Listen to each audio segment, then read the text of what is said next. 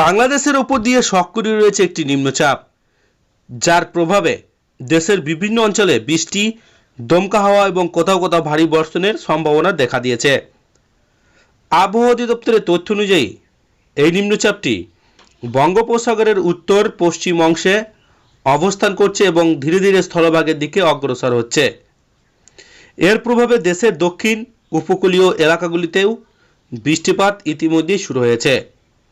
ঢাকা, খুলনা, বরিশাল, চট্টগ্রাম এবং সিলেট বিভাগে হালকা থেকে মাঝারি ধরনের বৃষ্টি হতে পারে। কিছু কিছু এলাকায় ভারী বর্ষণ হতে পারে, বিশেষ করে উপকূলীয় অঞ্চলে। উপকূলীয় এলাকায় দমকা ঝোড়ো হাওয়া বয়ে যেতে পারে ঘন্টায় 40 থেকে 60 কিলোমিটার বেগে। নদী বন্দরগুলোকে 1 নম্বর সতর্ক সংকেত দেখাতে বলা হয়েছে। সমুদ্রের পরিস্থিতি, বঙ্গোপসাগর উত্তাল রয়েছে। মাছ ধরার নৌকো ও ট্রলারগুলোকে নিরাপদ আশ্রয়ে থাকতে বলা হয়েছে এবং নতুন করে গভীর সাগরে যেতে নিষেধ করা হয়েছে। দিনের তাপমাত্রা কিছুটা কমে যেতে পারে বৃষ্টির কারণে। আজ ঢাকায় সর্বোচ্চ তাপমাত্রা থাকতে পারে 30 ডিগ্রি সেলসিয়াস এবং সর্বনিম্ন 25 ডিগ্রির কাছাকাছি।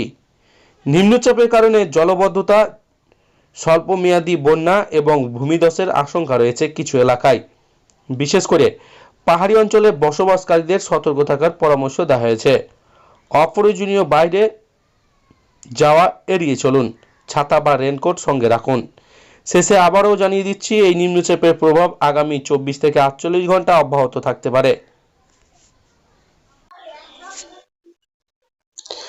আবহাওয়া দপ্তরের সর্বশেষ তথ্য অনুযায়ী বঙ্গোপসাগরের উত্তর অঞ্চলে একটি ঘূর্ণাবর্ত সৃষ্টি হয়েছে, যা ঘনীভূত হয়ে নিম্নচাপে পরিণত হয়েছে। এটি ধীরে ধীরে উত্তর পশ্চিম দিকে অগ্রসর হচ্ছে। এর প্রভাব ইতিমধ্যে দেশের বিভিন্ন স্থানে পড়তে শুরু করেছে। দেশের অধিকাংশ অঞ্চলে আকাশ মেঘলা রয়েছে। ঢাকা, চট্টগ্রাম, বরিশাল, খুলনা বিভাগের হালকা থেকে মাঝারি বৃষ্টিপাত হচ্ছে। কোথাও কোথাও ভারী থেকে অতি ভারী বর্ষণের সম্ভাবনা রয়েছে, বিশেষ করে উপকূলীয় অঞ্চল এবং পাহাড়ি এলাকায়। এই ঘূর্ণাবর্তের কারণে বাতাসে জলীয় বাষ্পের পরিমাণ বেড়ে গেছে, ফলে বজ্র সহ বৃষ্টিপাতের প্রবণতা বৃদ্ধি পেয়েছে। মাঝে মাঝে দমকা হাওয়া, বজ্রপাতের ঘটনাও ঘটছে। উপকূলীয় এলাকায় দক্ষিণ পূর্ব দিক থেকে ঘন্টায় 40 থেকে 60 কিলোমিটার বেগে দমকা ঝোড়ো হাওয়া বয়ে যেতে পারে। এর ফলে গাছপালা উপড়ে পড়া, বিদ্যুৎ বিচ্ছিন্ন হওয়ার আশঙ্কা রয়েছে। বঙ্গোপসাগরে বর্তমান উত্তাল রয়েছে। উত্তর সমুদ্র বন্দরগুলোকে 3 নম্বর স্থানীয় সতর্ক সংকেত দেখাতে বলা হয়েছে। মাছ ধরার নৌকো ট্রলারগুলোকে নিরাপদ আশ্রয়ে থাকতে বলা হয়েছে এবং পরবর্তী নির্দেশ না দেওয়া পর্যন্ত গভীর সাগরে যেতে নিষেধ করা হয়েছে। বৃষ্টিপাতের কারণে সারা দেশে তাপমাত্রা কিছুটা কমে এসেছে।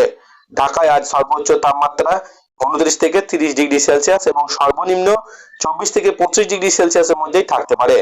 নিম্ন অঞ্চলে জলবদ্ধতা, পাহাড়ি এলাকায় ভূমিধস এবং নদী তীরবর্তী এলাকায় পানি বৃদ্ধি, বজ্রপাত জনিত দুর্ঘটনায় এড়িয়ে চলুন।